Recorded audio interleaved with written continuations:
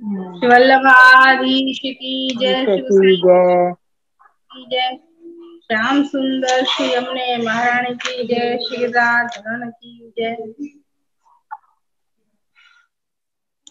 अभी हमें अपन ने सबसे पहले आनंदाय नमः को प्रथम दशम स्कंद के प्रथम अध्याय सु बाको लियो थो, सामंजस्य करो थो, बाको समन्वय करो थो के आनंद कौन कौन को है। वही प्रकार से परमानंद में भी परम कौन है और आनंद कौन है, वाको भी अपन ने कंस को परम कही है।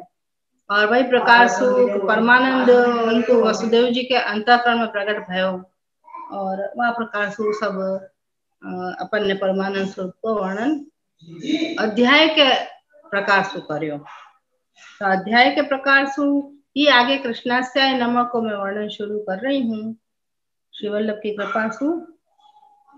अब यहाँ श्री कृष्णास्याय नमः श्री कृष्ण शरणम मम तीसरो अध्याय जो है वो नाम लीला चल रही है, ऐसा अपन कह सकें कि भाई महाप्रभु जी की और ठाकुर जी की नाम लीला महाप्रभु जी की चल रही है। यहाँ के अंदर दशम स्कंद के तीसरे अध्याय के अंदर महाप्रभु जी के अनुरूप ही सब नाम लीला चल रही है। तो जैसे परमानंद नाम सो अनेक प्रकार से वसुदेव जी के अंदर आवेश हुआ, वासु परमानंद भयो, और वो है पिता जिनके ऐसे हरेक स्थान में अर्थ घटित हो रहे हो। यहाँ पे जिनके अंदर आनंद प्रकट हो रहे हो वो पिता है जिनके, ऐसे परमानंद स्वरूप। और ब्रह्मा आदि ने स्तुति करी है, तो ऐसे यह अध्याय में स्तुति को भी अर्थ है। ऐसे सत्यम परम यानी परमानंद नाम घटित हो रहे हो है, ऐसे द्वितीय अध्याय में अपन ने सब कुछ पूर्ण करो कि भाई परमानंद स्वरूप को यह प्रकार यहाँ पे अर्थ घटित हुआ है। जन्म प्रकरण को पहलो अध्याय और दूसरो अध्याय अपन ने पूरा कियो। तीसरो अध्याय अपन कृष्णास्याय नमः सु घटित करेंगे एक दूसरे से।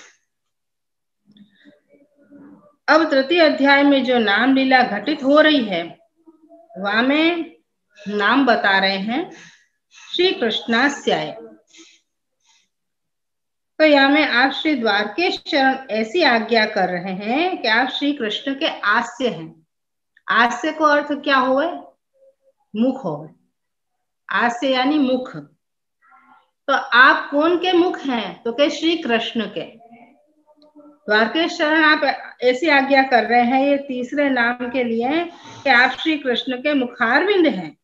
तो जितने भी अंग हैं उन सब अंगन में मुख की प्रधानता हो गई है।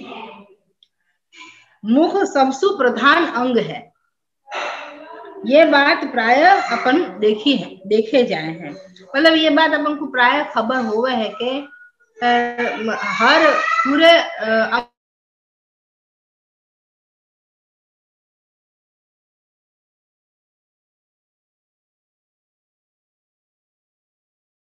ही नहीं जाए जब तक कौन है। तो प्राय ऐसा देखो जाए है कि मुखसु ही कोई की पहचान हुए है, नहीं तो बाकी पहचान ही नहीं है। मुख नहीं है तो मुख तो बाकी पहचान भी नहीं है। और मुख जो है वो प्रधान अंग है। ऐसे श्री कृष्ण के आस्य रूप आप हैं, अर्थात आप प्रधान हैं। आप कहाँ हैं? प्रधान है।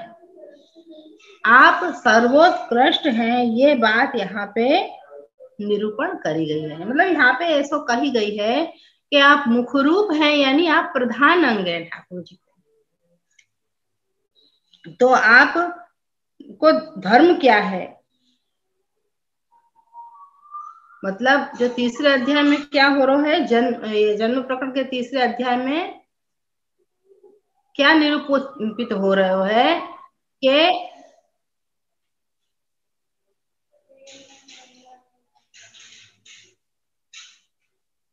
आपको जब जन्म भयो ठाकुर जी को, तब काल आदि जितने भी वस्तुएं हैं, ठाकुर जी के अंग रूप हैं, वो सब ने अपनी मुख्यता प्रकट करी। मतलब के काल आदि भी प्रधान हो गए वहां समय। तो आपको धर्म क्या है, क्या प्रकट हो रहे है, यहाँ पे प्रधानता प्रकट हो रही है, प्रमुखता कह सकें, मुख्यता कह सकें, ये धर्म है। आप सबसु प्रधान हैं, सबसु मुख्य हैं। ये बात बताई श्री कृष्णास्य नाम से, मतलब कृष्णास्य की लीला या के अंदर आरोपित हो रही है, वो अपन देखेंगे आगे। तो ये प्रधानता है वो दिखाई पड़ रही है। वो आपको नाम जो है वो तीसरे अध्याय में अनेक प्रकार की प्रधानता अपन को दिखाई दे रही है, यानी दृष्टि गोचर हो रही है, यानी कि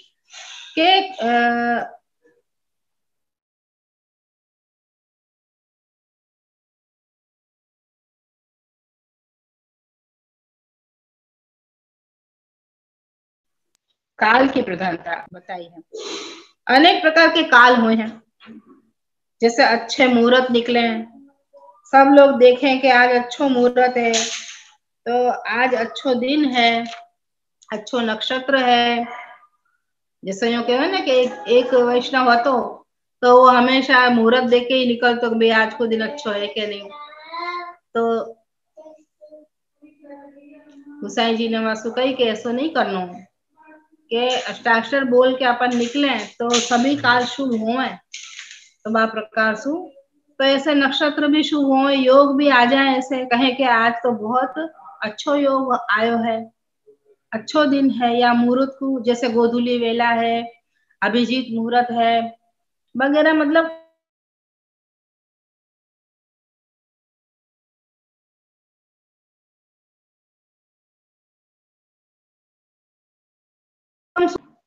हुए अंदर। तब काल में अपनी प्रधानता प्रकट करी, अच्छो से अच्छो मुहूर्त माने प्रभु के जन्म के लिए माने चूज किए, यानी माने ये सोची कि भाई मैं प्रभु प्रकट हो रहे हैं, प्रभु को अवतार हो रहे हो है, वह काल में जो योग भयो ऐसो सर्वोत्कृष्ट तो ऐसी प्रधानता कोई अन्यत्र भी कहीं भी होनो बहुत ही कठिन है, कितनो भी अच्छो मुहूर्त होए। पर ये जो रोहिणी नक्षत्र है तो वो ये ज्योतिष के अंदर बहुत ही अच्छो मानो जाए है। या रोहिणी नक्षत्र में कोई भी बालक होवे तो वो बहुत ही सर्वगुण संपन्न और हर प्रकार से बहुत अच्छो हो गए, सर्व जगह ऐसो नहीं हो सके। तो ऐसे यहाँ प्राधान्यता को यहाँ पे बताया है।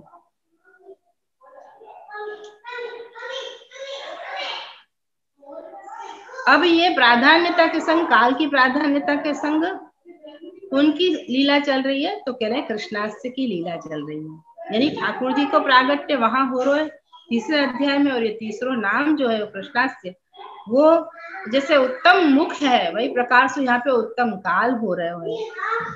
तो ये बहुत सुंदर वर्णन या तीसरे अध्याय में किया है काल की प्रधानता को। और श्री महाप्रभु जी ने यहाँ को बड़ा सुंदर विवेचन भी किया है कि जैसे काल की प्रधानता है, जब प्रभु प्रकट भय हैं और सुखदेव जी ऐसे कह रहे हैं कि काल तो प्रभु के अधीन है।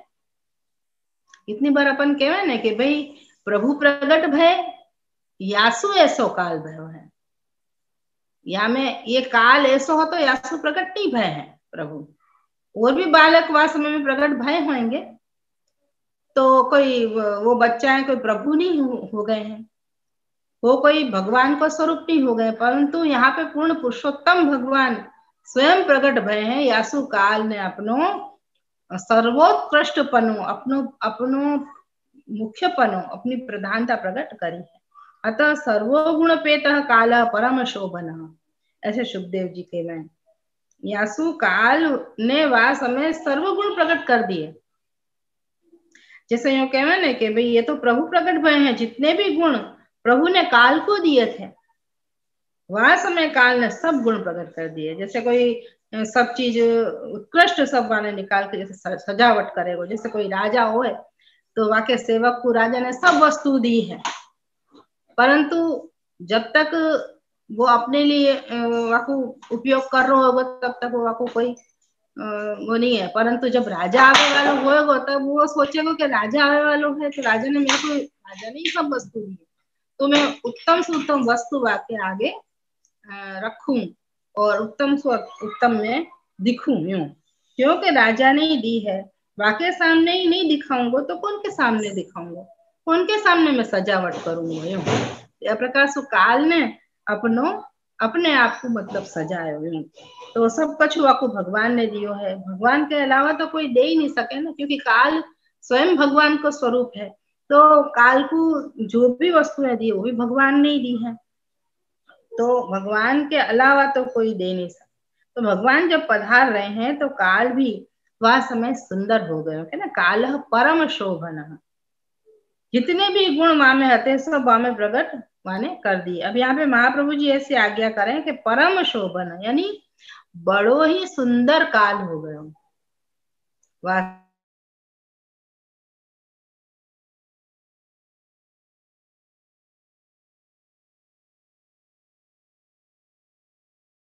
प्रकट कर रहे यूं कहना है कि सेवक हो तो वो वाको स्वामी उन सेवकन सु शोभा पावे, ये भी है।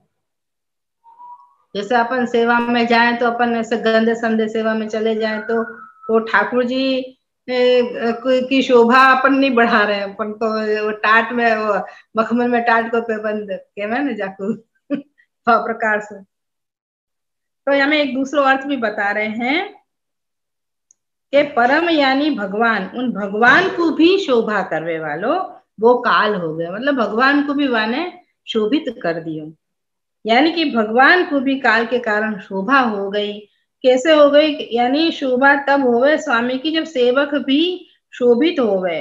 तो यदि सेवक शोभित नहीं हुए तो स्वामी की शोभा भी घट जावे यूं, फिर स्वामी भी ऐसा लगे कि हाँ ठीक है, कोई आयो बहुत बाजा गाजा सो आयो हो तो दूल्हे राजा लगे, नहीं तो यो कि हाँ भाई आयो हो कोई सामान्य तो वह प्रकार से ये प्रधान अंग जो है, जो कृष्णास्य स्वरूप जो है बाकी लीला को प्रागट्य के लिए तीसरो द्वारकेश्वर ने जो अध्याय लियो है वो यहाँ में बिल्कुल फिट बैठो है, यूं अपन कह सके। तो यहाँ की जितनी भी काल की वो करी जाए वो कम है, यूं कह रहे हैं कि बाकी शोभा इतनी सुंदर होती कि यानी अपने यहाँ ऐसा हो गए कि जब हम सेवा में जावे तो सब गज के जानो चाहिए। जब काल ऐसा हो रहे है कि सेवक तो वो परम की शोभा करने वालों हो रहे हो, यानी ठाकुर जी की शोभा करने वालों हो गए, परम शोभा, परम को शोभा देने वालों, तो प्रभु को भी सुशोभित कर रहे हो, यही सुया प्रकार अर्थ करो है। परम को भी शोभा देने वालों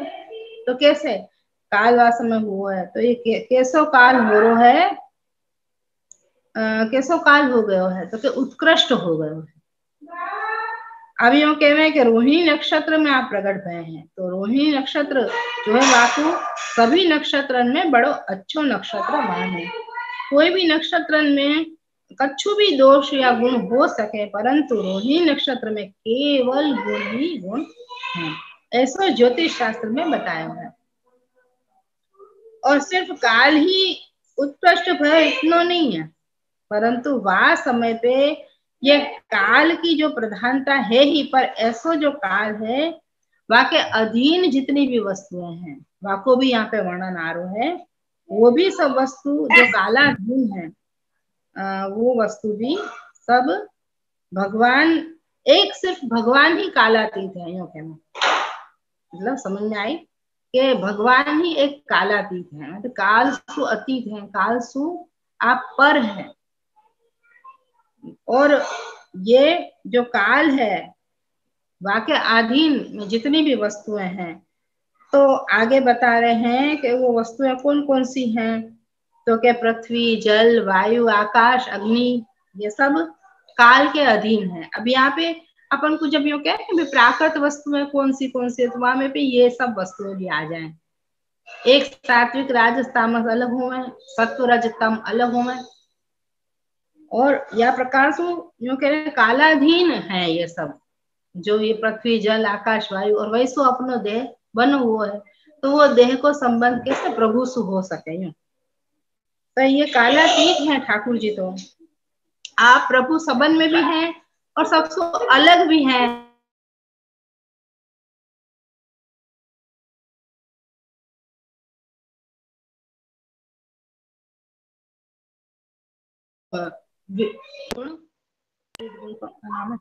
विरुद्ध धर्माश्रय या को श्री हरिराय जी महाप्रभु जी ने पूरे शिक्षा पत्र विरुद्ध धर्माश्रय स्वरूप को बतावे के लिए करो। तो विरुद्ध धर्माश्रय स्वरूप को वैष्णव को जानना चाहिए, बहुत जरूरी है। तो कालाधीन जितनी भी वस्तुएं हैं वो भी अनुकूल हो जावे। जब काल अनुकूल हो रहा है तो उनकी वस्तुएं भी अनुकूल होंगी, यानी कि उत्कृष्ट हो जावे। प्रभु पधार रहे हैं तो पांचों जो महाभूत हैं, पृथ्वी, जल, तेज, वायु और आकाश, वो भी अपने उत्कृष्ट स्वरूप से प्रकट हो जावे हैं। ऐसे जो प्राधान्य जो मुख्यता है वो दिख रही है। मुख्यता यहाँ में बार बार कृष्णास्य स्वरूप को ध्यान करना। जब भी हम भागवत जी बाँचे, मूल स्वरूप, मूल पुरुष कौन है? श्री महाप्रभु जी। वह प्रकाश आपने कृष्ण को बताया है, तो वो आपको स्वरूप है, आप ही स्वयं ही बता सके। सो वहां तक तो अपन को लाइन दोरी ले ही जानी पड़ेगी। तो ऐसो उत्कृष्ट हो जावे। यहाँ पे पांचों महाभूत पृथ्वी, जल, तेज, वायु, आकाश, वो भी अपने अपने अपने उत्कृष्ट स्वरूप से प्रकट हो जावे हैं। तो ये सब जो प्राधान्यता है, मुख्यता जो दिख रही है, वो ऐसे आप आज्ञा कर रहे हैं, वो सब कृष्णास्य स्वरूप की है। यानी मुखारविंद कैसे प्रधान है, वैसे सर्व अंग में, वैसे ही ये तीसरे अध्याय में सब मुख्यता को सूचन है।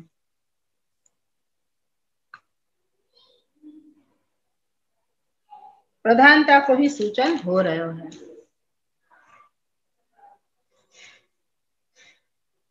या को और आगे बढ़ाना हो तो अभी बहुत सारो है, परंतु अभी इतनो समझ ले लो कि भाई अपन प्रधानता के संग चल रहे हैं। कृष्णास्य स्वरूप कौन को है, कृष्णास्य नाम कौन को है, कि श्री महाप्रभु जी को है। और सर्वोत्तम स्तोत्र में कौन सो नाम है, तो के तीसरो नाम है। तो वह प्रकार से तीसरे अध्याय की लीला चल रही है दसम स्कंध में, निरोध लीला के अंतर्गत।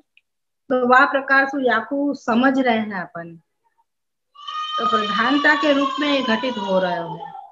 तो याकू अभी तो जल, वायु, आकाश कौन से प्रकार से उत्तम दिख रहे हैं, वो सब आगे। तो याकू चालू रखना हो तो थोड़ा सा और मैंने करो है, तो वो चालू रखूं। तो तू सुबोधनी जी बोल रही है। नहीं, अभी आप ले लो थोड़ा सा। वैसे एक माला जी बात है ना, तो हाँ, बहुत सुंदर प्रकार आए अभी। हाँ, ये सब बात समझ में आई ना। सबसे पहले तो हाँ, काल और काल बाकी की बात प्रधानता को। हाँ, तो काल के अधीन है।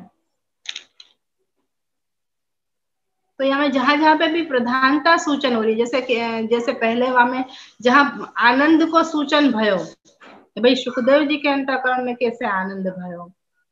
वसुदेव जी, देवकी जी ने जब सुनी के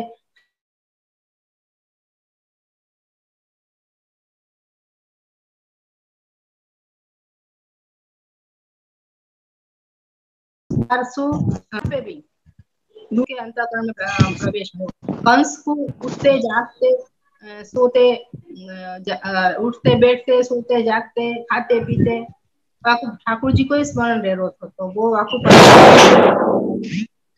तो यह प्रकार से या में ये सब चीजें घटित हो रही है कि मुख्य अब जो पांचों महाभूत हैं वो भी काल के अधीन ही है। तो कैसे उत्कृष्टता हो रही है वाकु अपन देखें कि जब प्रभु प्रकट हो रहे हैं तो वह समय दिशाएं सब सुंदर हो गई हैं। जितनी भी दिशाएं हैं वो इतनी निर्मल हो गई हैं कि वहां में जो तारागण हैं वो सब बड़े सुंदर दिखाई दे रहे हैं। जब दिशाएं एकदम स्वच्छ होंगे ना, तब तारा एकदम शुद्धता से दिखे। और एक वक्त हम लोग जमुनोत्री गए थे, तो जमुनोत्री गंगोत्री में इतने पास, इतना निर्मल हुए आकाश के वास एकदम पास तो तारागण ऐसे सुंदर दिखे। तो ऐसे दिशाएं जो हैं वास्तव में जब प्रभु प्रकट हुए तब विशान के अंदर इतनी स्वच्छता थी कि जो ताराएं दिख रहे हैं वो भी एकदम स्वच्छता से दिख रहे हैं और बड़े सुंदर दिखाई दे रहे हैं। और भूमि जो है वहां में मंगल कार्य होवे लग गए हैं। भूमि कैसी हो गई है तो कि मंगल रूप हो गई है। जगह जगह वहां भूमि में ऐसे मंगल कार्य होवे लग गए हैं कि वहां पे भूमि की उत्कृष्टता निरूपण हो गई है। क्योंकि भूमि जगह जगह सु फल फूल आदि सु और जल आदि सु आर्द्रता वाली के जहाँ पे सूखो रहना चाहिए वहां सूखी रह रही है, जहाँ गीलो रहना चाहिए गीली रह रही है, वह प्रकार से वो फलदायी हो गई, एकदम मंगल रूपिणी हो गई है। कि भाई मेरे प्रभु पधार रहे हैं तो वो थोड़ी आर्द्र हो गई है, वो भी अपन कह सकते हैं। तो वो भूमि की उत्कृष्टता है, थोड़ी आर्द्र रहे ना तो हमें जब अपन पाँव धरे तो एकदम कोमल लगे, भूमि कठोर नहीं लगे। तो वह प्रकार से वो जो भूमि है वो आर्द्र हो गई और वहां पे मतलब भूमि यानी पूरी पूरा जगत भी कह सके तो वहां मंगल कार्य होवे लग गए हैं। जैसे कोई कि वो कोई कार्य ऐसा कर रहे हैं मंगल कार्य, तो कोई की अग्नि वगैरह है वो बुझ गई होए तो सब अपने आप जल गई हैं, तो वो पूजन वगैरह सब कर सक रहे हैं। तो अग्नि की उत्कृष्टता भी वहां के अंदर आ गई। तो ऐसे काल भूमि और नदी जो है वो जल है। जल तत्व यहाँ पे बतायो, जल तत्व दो प्रकार को है। एक तो कहीं रुको भय जल होवे तो आपको सरोवर कहना है ना। तो सरोवर है तो हमें भी कमल और कुमुदिनी वो खिल गए हैं। ऐसा रुको भय चलतो भय जल है तो दोनों प्रकार को जल है, तो वो भी उत्कृष्ट हो गया। चलतो भय जल भी साफ हो गए एकदम। वो कह रहे हैं कि प्रसन्न सलीला यानी एकदम प्रसन्न है सलील यानी जल। तो वो कह रहे हैं कि भी प्रसन्न कैसे कह सके। भादो मास है, बरसात को समय है, वह समय तो जब बरसात हो रही हो भादो में तो नदी को जल एकदम गंदो हो गए, तो भी वो नदी को एकदम स्वच्छ है, को जल एकदम साफ है। तो यासु कह सके कि भाई नदी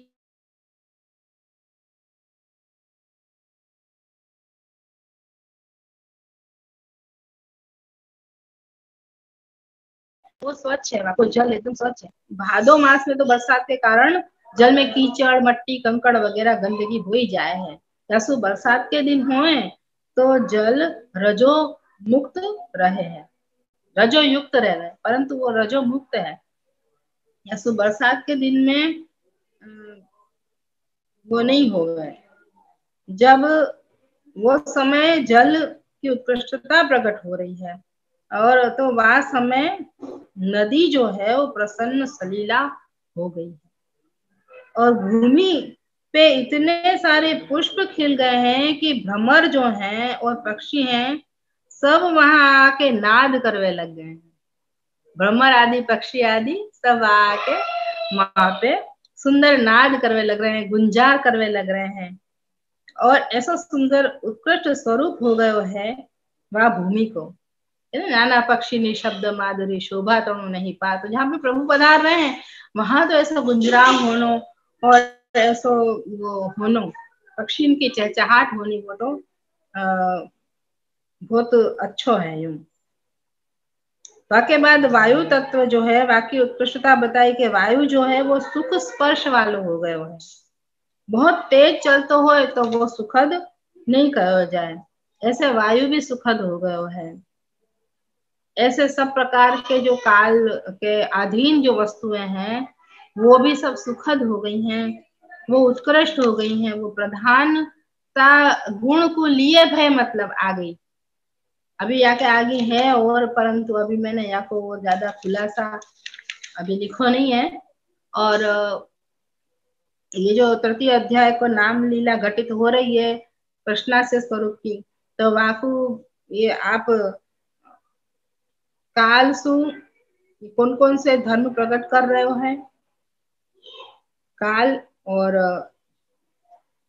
अपन जब मतलब बाँचे जन्म प्रकरण को सुबोधनी जी बाँचे अथवा अपन जब अध्याय बाँचे तब भी अपन याकू कृष्णास्य स्वरूप की लीला में घटित कर सकें कि भाई यहाँ श्री महाप्रभु जी को कृष्णास्य स्वरूप आप मुखारविंद स्वरूप हैं, मुख्य हैं।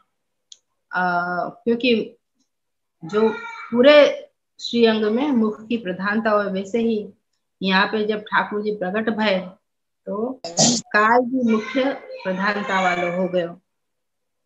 तो ये बहुत सुंदर काल की प्रधानता को वर्णन यहाँ पे श्री महाप्रभु जी ने करो है। या तो अपन मैं तो अभी यहीं पे समाप्त करूंगी, क्योंकि मैंने इसको ही करो है, आगे कर मतलब इच्छा है आगे करने की, पर अभी मैं इसमें नहीं पाई। और सबन को भी तो श्री समझे वल्लभाधीश की जय। आदेश की जाए। हाँ, बहुत ही सुंदर आयो वर्णन कि काल की को मतलब ठाकुर जी के लिए अपनो उत्कृष्टपनो बतानो, ठाकुर जी के प्रागट्य के समय अपने अपने पास जो सबसे अच्छी चीज है मतलब वो चीज प्रकट करे कि मेरे स्वामी पधार रहे हैं। वाकई हिसाब से मतलब ये देखना है कि अपन जब भी सेवा में जा रहे हैं अपने स्वामी के सामने, तो अपन को सुंदर अपने पास क्या उत्तम है बस वही लेके अपन को ठाकुर जी के सामने जाना है, अपना उत्तमता ही ठाकुर जी के सम्मुख में रखना है। तो वो अपन जो जो अपना गुण है वो उत्तम रखें, या अपना जो मतलब जो कार्य कर रहे हैं, जो सामग्री कर रहे हैं, जो भी प्रकार है वो चीज अपन ठाकुर जी के सम्मुख में करें। तो ठाकुर जी की प्रसन्नता क्या चीज है वो समझ के तो और आपको स्वामी से करना। प्रकट हो रहे हो, हाँ तो स्वामी आ रहे हाँ। हैं या फिर राजा और प्रजा को वो भाव है तो वो प्रकट हो रहे हो। तो और यहाँ कृष्ण में मतलब पृथ्वी पृथ्वी और वायु को भी मतलब जो बताया वो भी बहुत सुंदर प्रकार आयो कि ठाकुर जी को मतलब पधारे हैं तो अपनी ऐसे मतलब क्या उत्तम है वही चीज मैं बाहर मतलब ठाकुर जी के सम्मुख में रखूं, वो चीज कर रहे हैं यूं। सलील को मतलब नदी के ऊपर अपनी स्वच्छता को वो बता रहे हैं, और वायु अपनी एकदम यूं कोमलता बता रहे हैं कि भाई वायु सुंदर चल रही है तो अपन को अच्छी लगे, ठंडी और धीमी वायु हवा जो चल रही हो। पृथ्वी के ऊपर सुंदर जो वो पुष्प वगैरह जो हो गए हैं वो नाद कर रहे हैं, भंवर वगैरह बहुत सुंदर हाँ प्रकार है। मतलब मुखारविंद स्वरूप, हाँ मुखारविंद हो गया ना, और मुखारविंद की प्रधानता ठाकुर जी हाँ मतलब कोई ठाकुर जी को मुखारविंद है श्री महाप्रभु जी, हाँ। तो वो हास्य कृष्ण हास्य सुंदरता का आनंद आ गया। का ये अभी पूरा हो जाएगा ना, मैं अभी दूसरो चालू करके फिर शुरू अब तो करूंगी। आज मैं क्या समझ माला में जी। आ गया मुझे तो पता चले भैया, मैं तो हाँ बोलती ये जाऊं बताओ भाई, सब मनन करो तो। सब करो, नहीं नहीं पता चल रही हो तो मैं भी फिर और वर्णन करूं या मैं कि भैया तुमको कैसे समझाऊं। हाँ, नहीं समझ में आई हो तो तुम बताओ कि भाई जे ये समझ में नहीं आई आप किसको समझाओ या याद चीज को कैसे समझना, वो बोलोगे तो खबर पड़ेगी ऐसे ही फिर तो। કે દસમ સ્કંદના તૃતીય સ્કંદની જે લીલા છે એ કૃષ્ણાસ્ય સ્વરૂપની છે। પ્રથમ જે છે પ્રથમ સ્કંદની છે એ આનંદ સ્વરૂપની, દ્વિતીય સ્કંદની એ પરમાનંદ સ્વરૂપની। જયારે આપણે સર્વોત્તમ સ્તોત્ર કરીએ તો આપણને આખું દસમ સ્કંદ હૃદયરૂપ થઈ જાય અને ઈ યાદ આવી दसों જાય બધું। હમણાં હજી તો તામસ પ્રમાણ પ્રકરણ નથી આવ્યું, ઈ આવશે ને તો વારે ન્યારે થઈ વધાरे જશે आनंद આપણે। आवશે। वही तो બહુ कह रही हूँ कि क्योंकि ये अध्याय सुने है ना सबने, तो ठाकुर जी कृपा से बहुत आनंद आएगा सबन को। अभी ये जन्म हाँ प्रकरण सुनो नहीं है ना, यासु सबन के चल रहा है ये हाँ, ये धक्का गाड़ी मारे जा रहे थे। काल को प्रभाव तो बहुत सुंदर था, आज जी ने वर्णन किया था ना, अभी तो तो हमें भी बहुत दिन मतलब और सुनो चले तो। गए। हाँ, तो वहां में मतलब ठाकुर जी के लिए सब प्रकार से उत्तमता बताई है काल ने। तो वो चीज यानी आप खुद तो इतने उत्तम हो गए और बाद में मतलब सब सबन को उत्तम कर दिए चारों तरफ, जो भी हते काल के अधीन मतलब जो भी हते उन लोगों को भी सबने अपने अपने उत्कृष्टता ठाकुर जी के सम्मुख में प्रकट करी। या मैंने प्राकृत भी समझा है, मैंने क्योंकि प्राकृत वस्तु कौन को हाँ होती है जो उनके अधीन है वो प्राकृत है, और जो कालातीत है वो तो ठाकुर जी है यूं। और काल कालातीत से जब है तब है ना वो काल जो है वो उनको सेवक है या वाक्य अधीन जो वस्तु है तो उनको भी उत्तम करे ना भाई। अपन अपन तो नालेंगे धोलेंगे, बच्चा को नहीं नवाएंगे धोएंगे तो कैसे लगेगा। ये बात भी सही है।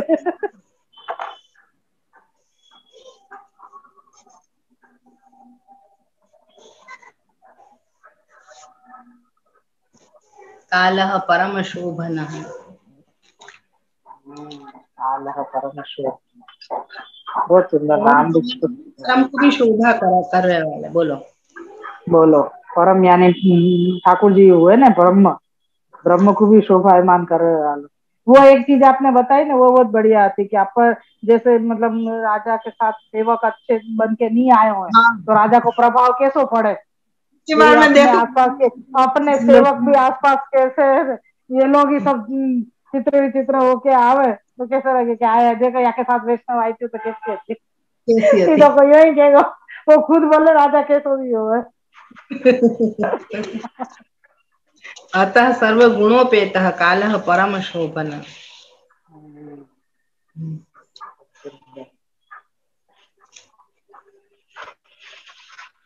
तो इतना ही मतलब व्यवस्थित समझ ले ना, आगे को भी है आगे कोई वो मतलब करने लग जाओ, लेकिन क्या है कि इतना पहले ना ना, फिर वो कहा है कि सब ऊपर से ही जाए, फिर आवे। ऐसे नहीं करो। हृदय आरूढ़ हो ना वही का। चलो।